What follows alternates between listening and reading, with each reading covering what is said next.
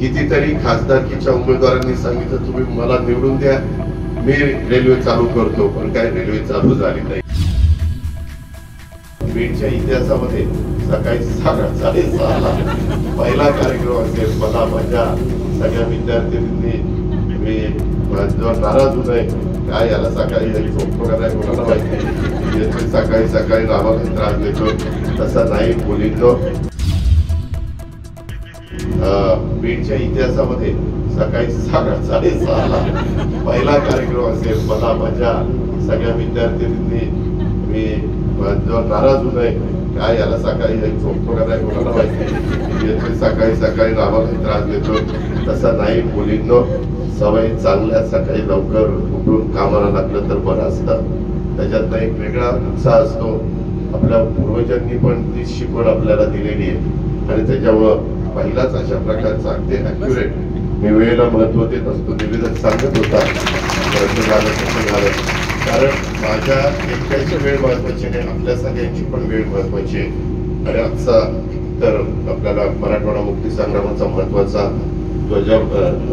ध्वजवंदन करायचं आहे, बाकीच्या सगळ्या गोष्टी आहेत त्या आपण करणार आहोत। आज मुख्यमंत्री पण येत आहेत। आज आपण आपली अहिल्यानगर टू बीड अशी रेल्वे पण सुरू करतो, पण त्याच्यात अजून आम्हाला बरंच काम करायचं। काल आमचा आढावा झाला, त्याच्यात या रेल्वेला जवळपास 5.5-6 तास लागत आहेत आणि नागरिकांचं म्हणतं की अरे आम्ही एसटीने जर 2.5-3 तासात जात असू तर दुप्पट वेळ कशाला घालवायचा। त्याकरता आमचं नियोजन आहे, आम्ही ते त्याच्यामध्ये इलेक्ट्रिकची व्यवस्था ही कशी करता येईल, काही अजून छोट्या छोट्या काही गोष्टी आहेत त्याही आम्ही दुरुस्त करतोय, टप्प्याटप्प्याने पुढे जातोय। परंतु बीडकरांना आठवत असेल कितीतरी निवडणुका आल्या, कितीतरी निवडणुका गेल्या, कितीतरी खासदारकीच्या उमेदवारांनी सांगितलं तुम्ही मला निवडून द्या, मी रेल्वे चालू करतो, पण काय रेल्वे चालू झाली नाही।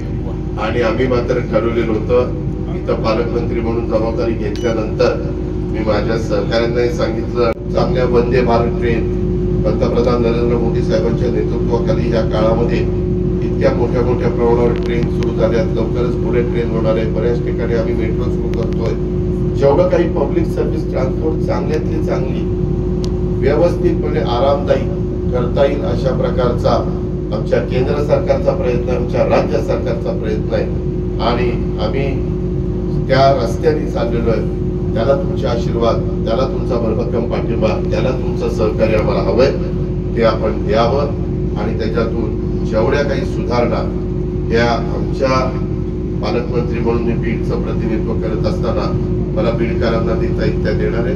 खरं तर आज अजून एक मला कार्यक्रम घ्यायचा होता, बीडचं क्रीडा संकुल, पण त्याच्यामध्ये काही मला थोडीशी अडचण कलेक्टरांनी सांगितली, ती अडचण आम्ही 8-1 दिवसात पूर्ण करू, 8-15 दिवसात, आणि पुढच्या ट्रिपला येईल त्यावेळेस ते पण आम्ही भूमिपूजन 25 कोटी रुपये आम्ही त्याला मंजूर केलेले आहेत।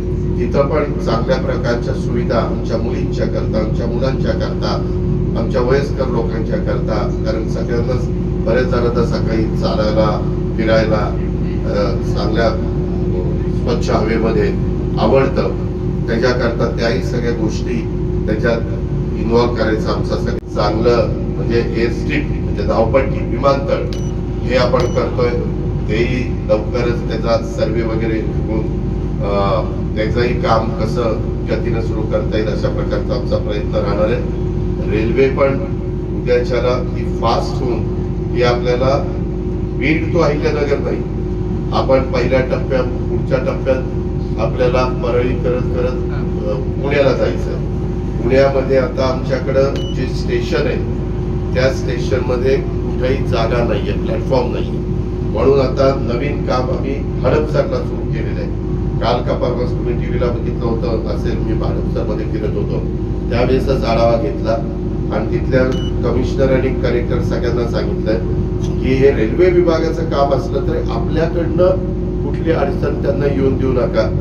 तो प्लॅटफॉर्म तिथला तयार झाला की मग आपलं बीड टू पुणा ही आपण सुरू करणार आहे, ज्याची गरज माझ्या बीडवासियांना आहे, कारण पुण्यामध्ये बरेच बीडवासी येऊन राहतात नोकरीच्या निमित्तानं, व्यवसायाच्या निमित्तानं, शिक्षणाच्या निमित्तानं, आणि त्याच्यामुळे त्या आमच्या मुलांना मुलींना आणि आमच्या बंधू भगिनींना पण त्याचा उपयोग होईल आणि पुढं असंच आम्हाला मुंबईपर्यंत जायचं. पण मुंबईला पण आज आपलं छत्रपती शिवाजी महाराजांच्या नावाची टर्मिनल आहे ते सीएचचे, तिथेही जागा नाहीये आणि दादरलाही जागा नाहीये. त्याच्यामुळं जसं आम्ही पुण्यामध्ये हडपसरची एक नवीन स्टेशन तिथं करतोय, तशा पद्धतीनं मुंबईमध्ये देखील असणारी वाहतुकीची व्यवस्था लक्षात घेता तिथेही आपल्याला करायचंय.